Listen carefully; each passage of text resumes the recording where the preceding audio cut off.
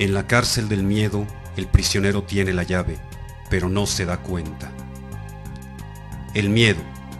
Recientemente se ha reconocido que los trastornos psiquiátricos y emocionales son un problema de salud pública por su magnitud y trascendencia en la población afectada, y la atención se ha enfocado especialmente en los estados depresivos. Sin embargo, los trastornos de ansiedad, en conjunto, alcanzan una magnitud semejante a la de los afectivos y tienden a convertirse en crónicos, llevando a quien lo padece a diferentes grados de discapacidad. En muchos casos, se desarrollan episodios depresivos y estados mixtos, o se complican por el abuso y la dependencia del alcohol y de los tranquilizantes. Los estudios sobre trastornos fóbicos son relativamente recientes. Hasta el momento, poco se sabe en México sobre la magnitud de los trastornos de ansiedad entre la población general. El estudio más reciente sobre fobias y miedos entre la población adulta de la Ciudad de México lo emprende el Instituto Nacional de Psiquiatría, del cual se presentan aquí algunos datos representativos.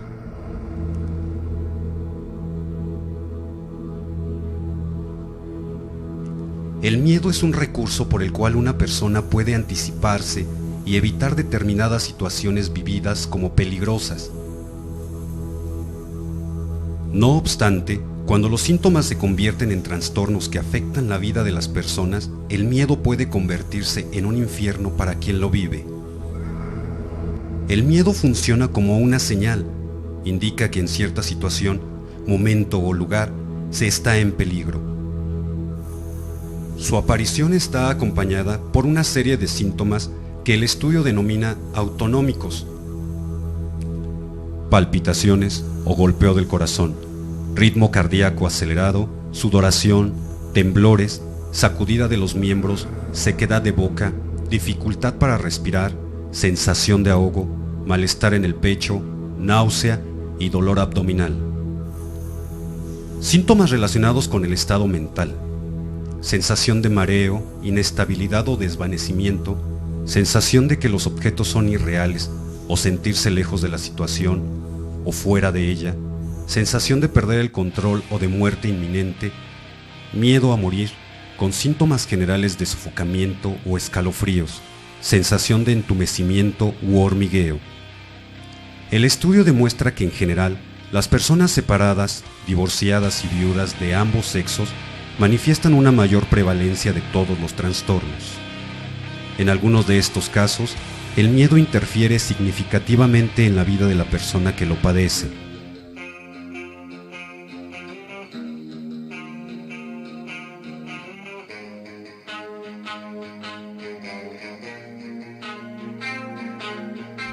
Las fobias específicas y la fobia social son los trastornos fóbicos más frecuentes. Las situaciones más temidas fueron al salir o estar lejos de casa, viajar en auto, tren o autobús. Entre las fobias específicas, las más frecuentes en uno y otro sexo fue el temor a las serpientes, a las ratas y a otros animales.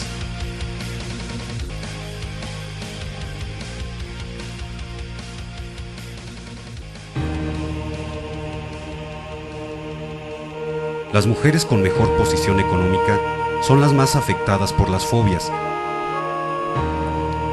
En cuanto a la fobia social, se encontró que las más frecuentes fueron las relacionadas al hablar en público, esto es, al comunicarse y expresarse delante de los demás. Existen otros tipos de miedos que pueden diferenciarse porque se presentan como desproporcionados, ilógicos o incontrolables. Por ejemplo, miedo a los lugares cerrados, claustrofobia, al espacio demasiado abierto, agorafobia, a las alturas, vértigo, temor a salir a la calle, miedo a un animal o a una situación específica como viajar en avión.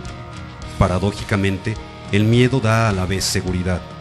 Establece, para quien lo sufre, un circuito posible al delimitar lo que no se debe hacer, se establece lo que sí se puede hacer y se constituye en una referencia, en ausencia de la cual la persona se siente en peligro de muerte.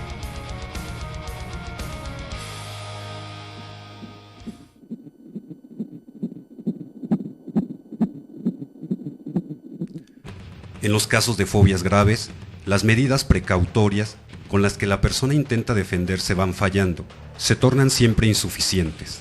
Lo que comenzó como una simple evitación va imponiendo cada vez más restricciones en su vida cotidiana.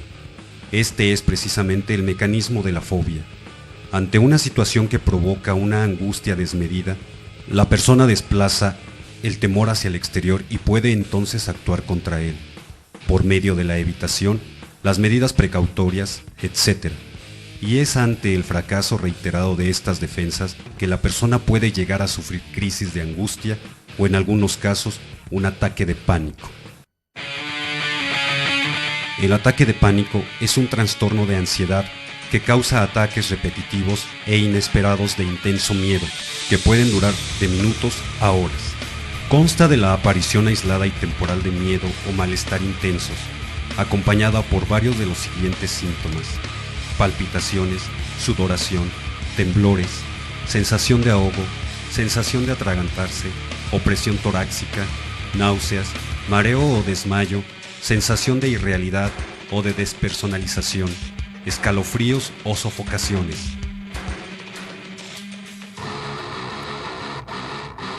Cuando la asociación entre estos síntomas lleva a un miedo intenso, a volverse loco o a morir, estamos frente a un ataque de pánico. Con frecuencia se presentan cambios extremos en el comportamiento en el hogar, en el trabajo, en el colegio o en la familia.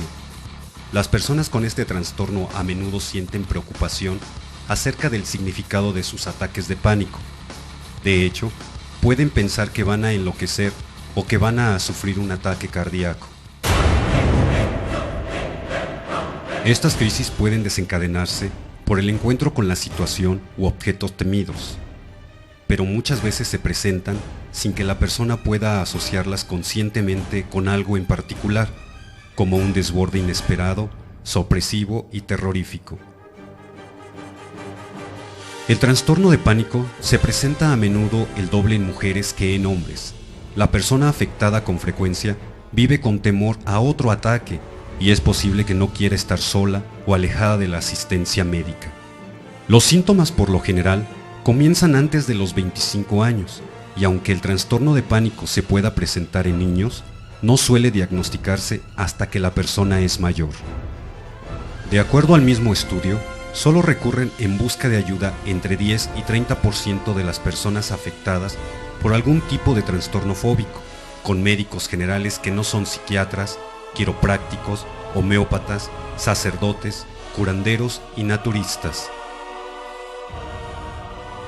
Cuando el miedo es un trastorno que influye en la calidad de vida de las personas afectadas, cuyos mayores impedimentos se manifiestan en problemas emocionales, en su funcionamiento social y en su vitalidad, alteran las relaciones de la persona con su pareja y con su familia, le impiden alcanzar un mejor nivel educativo y desarrollarse profesional y laboralmente. Estos son algunos ejemplos relacionados con el miedo que reporta el Instituto Nacional de Psiquiatría. Es necesario mencionar que existen otra clase de temores que millones de personas padecen cotidianamente y que les ocasionan una vida infeliz. El miedo al cambio, a correr riesgos o a tomar decisiones, impide a una persona tener progreso en el aspecto laboral o sentimental. En muchas ocasiones, el temor a enfrentar la vida por sí solo hace que una persona se aferre a una relación destructiva. En el caso contrario, también encontramos que el miedo a ser rechazado o lastimado impide a una persona hacer siquiera el intento por relacionarse afectivamente con otra. Muchas personas sufren por el miedo al futuro, a la inestabilidad económica y difícilmente disfrutan su presente, pues todo el tiempo los acosan los fantasmas de la ruina. Para otros, los miedos a cometer errores, a fallar o a hacer el ridículo limitan e incluso paralizan sus vidas de manera definitiva, convirtiendo la angustia en una sensación permanente de la que parece imposible escapar. Existen personas que buena parte de su vida cargan a cuestas con el miedo a la muerte, a morir en un accidente o por alguna enfermedad, o a perder algún ser querido repentinamente.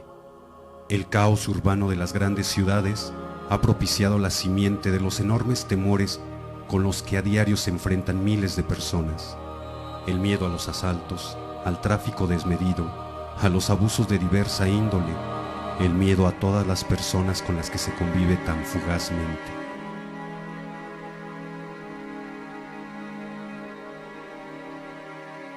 Sin embargo, solo la persona que padece miedos, fobias o ataques de pánico sabe lo que significan en su vida: una carga inmensa de desesperación, un sentimiento enorme de incomprensión, y sin ninguna posibilidad de que se alejen esos temores, caen al vacío, en la desesperanza que a veces lleva a pensar en ya no querer vivir.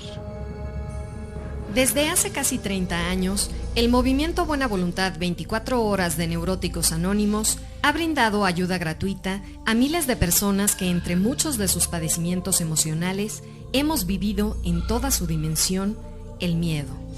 Lo hemos padecido, lo hemos sufrido cotidianamente durante largo tiempo en nuestra vida. Hoy, nuestras vidas son diferentes, porque sabemos que la raíz de nuestros miedos está en nosotros mismos, al igual que la solución. Muchos de nosotros hemos aprendido a aceptar el miedo en algunas de sus facetas. Otros hemos trascendido fobias que nos paralizaban y poco a poco el temor se ha ido de nosotros. Cuando llegamos al movimiento Buena Voluntad 24 Horas de Neuróticos Anónimos, se nos prometió tranquilidad aún a pesar de los temores. Y tranquilidad es lo que hemos obtenido. Movimiento Buena Voluntad 24 Horas de Neuróticos Anónimos.